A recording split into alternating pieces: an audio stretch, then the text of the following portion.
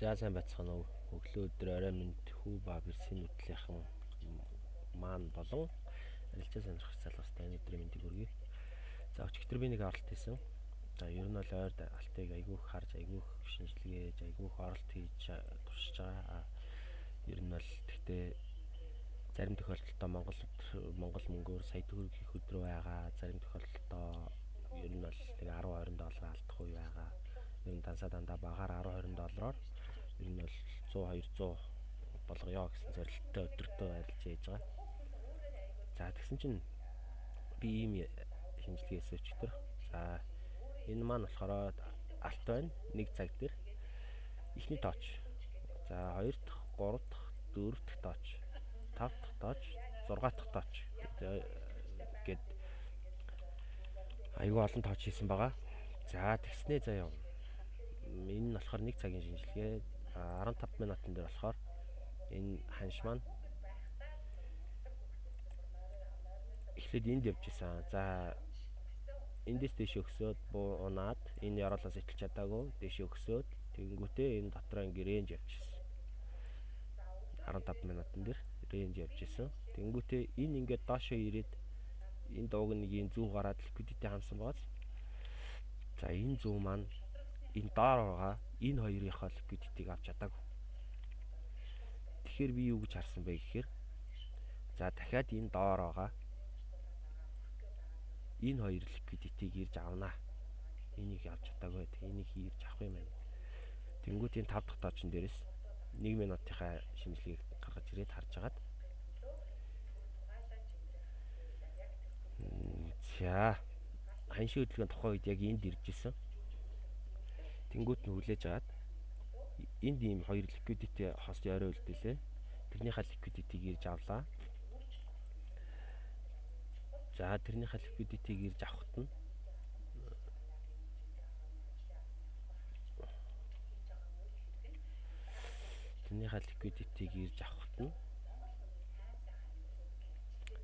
энэ дээр энэ оройг үсгсэн, зүү татсан. За энэ ликвидити хамсан байж магадгүй. Тэгтээ доошоо бууж ирэхийг хүлээн. За хөдөлгөөн нь бол ер нь нэг ийм хөдөлгөөн явсан байна. За тэгэхээр энэ чинь ийм жижигхэн чоч байгаа гэсэн үг. Одоо энэ чинь хөдөлгөөн чинь ингээд явчлаа шүү дээ. Rally base rally гэдэг энэ жижиг pullback-ны хөдөлгөөн чоч хийсэн гэсэн үг юм чи. За тэгэнгүүт нь энэ ч зүү татсан дожи кандл гарахаар нь дараагийн кандл дээрээс нь оролт хийсэн. За дараагийн кандл дээрээс оролт хийгээд доошоо явсан. Доошоо явахдаа дахиад энэ яроолыг сэтэлсэн. За тэгэнгүүт нь за энэ бол ерөөсөө эргэлтийн цэг муу юм байна. Хөдөлгөөнийг ер нь бол ханжийн чинээс явах нь зөв үний юм байна гэж ер нь бол шинжилгээ хийсэн байгаа. За тэгээд дахиад энэ яроолыг эвдэж гинэ гэдэг чинь энэ ярооллын үүсгэж байгаа оройноос нь зүүмөр одоо энэ нь зүүмөр энэ нь толгой байна гэд дахиад энэ ч зүүмөр үүсэх магадлал байгаа байна гэд дахиад энэ дээрээс оролт нэмсэн. За тэгээд миний шинжилгээний дагуу ер нь бол маш сайн явсан. 1 цаг дээр харъя. За 1 цаг дээр харангуут миний ликвидитинуудыг авсан байна. Миний харж байсан ликвидитинуудыг. За тэгэнгүүтээ энд дахиад 1 цагийн ордер блок байгаа. За энэ 1 цагийн ордер блокоо авсан байна. За тэгэнгүүтээ ер нь бол миний TP ийм байсан. За энд ирээд би ашиг авах нэ. Тэ энэ чинь санаж дахиж явахгүй нэ гэд тэгсэн чинь ханш маань энд ирээд дэш өгсөөд доошоо унаад дэш өгсөөд доошоо унаад дахиад энэ доор байгаа ликвидитинуудыг авсан. Одоо хүмүүс энэ хорвоо дэлхийд даяараа энэ ордер блокын дээрээс дэшийг оролт хийнэ гэж хүлээж байгаа шүү дээ. Орсон ч хүмүүс зөндөө байгаа. За тэр ликвидитинуудыг банк маань хамахдаа энд байгаа энэ key level-ийг одоо нэг оролтын цэг яг ханалтын цэг болгож ашигласан гэсэн үг. За тэгэнгүүт энэ ч одоо энд байсан оройг энэ ханш маань эвдэхдээ эхлээд хүчтээс аваад дараа нь арай бага хүчтээс аваад дараа нь хүч нь бүр сулаад тэгээд дэш сэлээвцсэн маш хүчтэй. тэгэхээр энэчнээс энэ маш хүчтэй сэтэлж байгаа энэ хөдөлгөөн дээр суугаад дахиад бай хийж байгаа хүмүүс зөндөө байгаа гэсэн үг. За тэгэнгүүт тэр хүмүүсийн одоо энэчнээс энэ liquidity-г аваад ер нь бол маш их мөнгөтэй болчихлоо шүү дээ банк. За тэгэхээр дахиад тэр liquidity-г аваад тэгээд дэш өссөн байх нэ. Дэш өсөхдөө 15 минут 5 минутын энэ рейнж хөдөлгөөний 5 минутын энэ рейнж хөдөлгөөний эхлэлээс нь төгсгөл хүртэл volume profile татгаар одоо энэ нөгөө нэг оролтын цэг хийж байгаа тий хамгийн их оролт хийсэн эрэлт нийлүүлэлт хийсэн бүс энэ дээр одоо ингээ харагдаж байгаа гэсэн үг. Энэ цагаан зураас нь тэгэнгүүт point of interest буюу яг хамгийн их оролт хийсэн цэгийг маань ирээд мөргөссөн байх нэ. Одоо дараагийн тэр доороос хийсэн оролтын маань TP-ийн ууг нь эндээс хийсэн оролтын маань TP-ийн энд ирэх хэрэгтэй байсан гэсэн. За өчигдрийн шинжилгээ бол ууг нь яг ингээд миний шинжилгээний дагуу бүр маш сайн явсан. Дахиад энэчнээс энэ хүртэл оролтыг ер нь барих боломж энэ дээр байсан харагдаж байгаа. Яагаад тэгэхээр за энэ дээрээс орж ирлээ, өслөө, доошлоо. Энд ч гэхдээ liquidity яг хамж байгаа юм шиг зүү үлдээсэн. Гэхдээ энэ оройг сэтэлж чадаагүй, доошоо буцаа унлаа. Дахиад энэ оройг сэтэлж чадаагүй, доошоо буцаа унлаа. Энэ оройг хэрвээ сэтэлсэн бол буцаж ирээд retest юм уу? Эсвэл одоо энэ зүүн мөрийг шалгах үед нь арилжаанаасаа гарах тийм бодол бол байсан. Тэгтээ дахиад одоо би ч бас дөнгөж суралцж байгаа хүн арга барилын хувьд 3 жил шихуу ингээд чарт хараад мэдсэн болохоор ерөнхий мэдлэг бол айгүй дайггүй байгаад байгаа. Даанч нөгөө өөрөө оролт хийхдээ маш муу сэтгэл зүйтэй. За тэгсэн чинь одоо хэдүүлээ миний яг өчигдрийн энэ яриад байгаа арилжаан дээр яаж оролт хийсэн бэ гэдгийг хараад нэг дүгнэлтэж. Ер нь бол өдрийн 10-10 доллараар маш их одоо туршлага хөрөнгөлүүлсэн зүйл бол айгүй их болж байна. За хэдүүлэнгийнхэн саяны яриад исэн оролтын цэг маань энэ байна. За эхлээд энд хоёр хос орой үлдээлээ. Дахиад ирээд тооч хийлээ. Дээшээ өксөж энэ хоёр оройныхоо liquidity-г ханлаа. Нэг ийм хөдөлгөөн хийсэн. За тэгэнгүүтээ энэнийхээ liquidity-г очиж ханлаа, доошоо буулаа, энэ зүүн мөргээд орцсон байна тийм чинээс.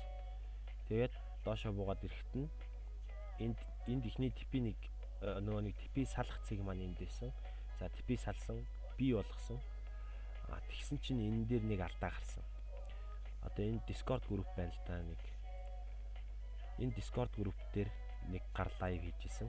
Тэр гарын лайв дээр болохоор энэ доороос эхлээд TP-ийн бүр дээшээгээ 3200 харцсан байсан.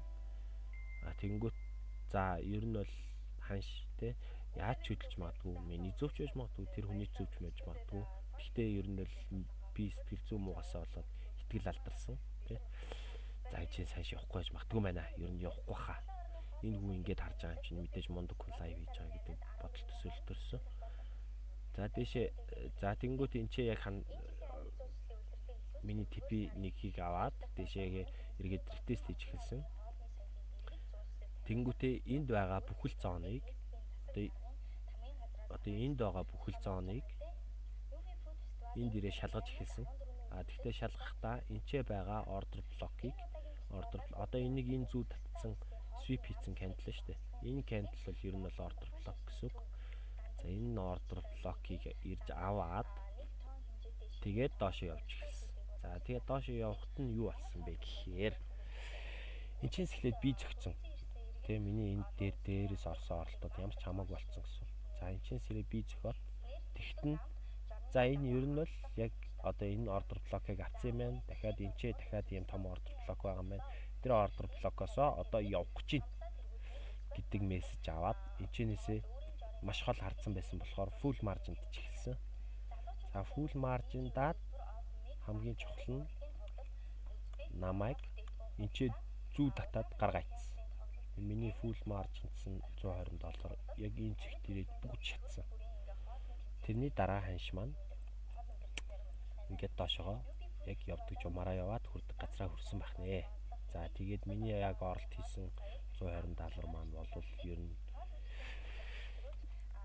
энэчнээс DPP.